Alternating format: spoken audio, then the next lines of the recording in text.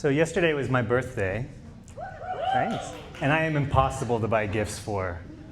Not appreciating is my love language. But 2 years ago, my wife Sarah knocked it out of the park. She got me a stand-up comedy class right here. And now look at me. Yeah.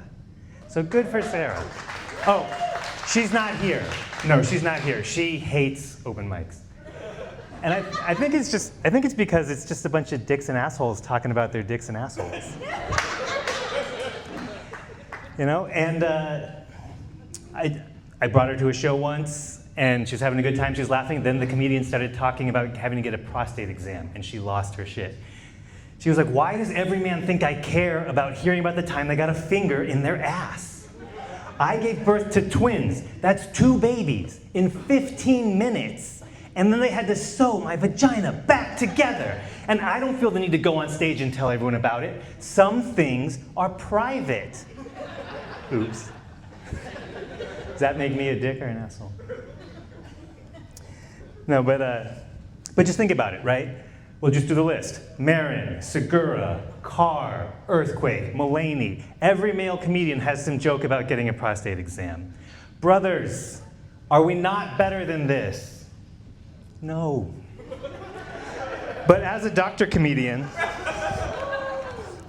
I wanted to try things a little bit differently. I'm going to need a volunteer for this next joke. There we go, Ty. You can unclench, man. You can unclench. Actually, no, the secret of the trade is we don't actually do prostate exams anymore, except for male comedians. Because, let's face it, they need the material. But you know, I'm actually a professor of medicine, so I'd like to talk about some anatomy that's a little bit more dignified. Consider the taint.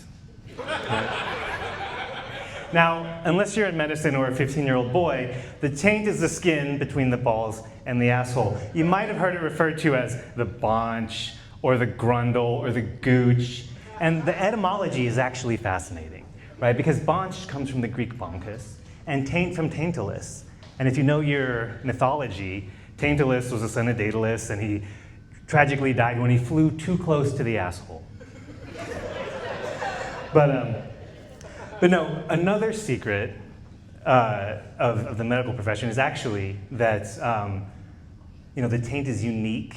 It's unique and it's delicate, and it's just like a set of fingerprints. You can actually, everyone is unique. You can actually identify a male comedian based on a picture of his taint. And oftentimes it's more attractive. Oh, hey, Ty. Come back up. But the other thing is we actually make comedian taint trading cards. Doctors do. We're back there anyway, so we just take a picture. On the front of the trading card is your taint, and on the back is your stats. Yeah.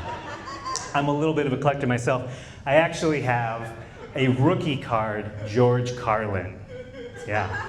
It's worth a ton of money because who doesn't want to see Carlin's taint, right? Does it have a little white ponytail? Wouldn't you like to know? No, I actually have trading cards for half the male comedians in here tonight.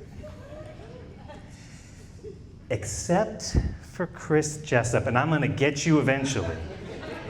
He's my white whale.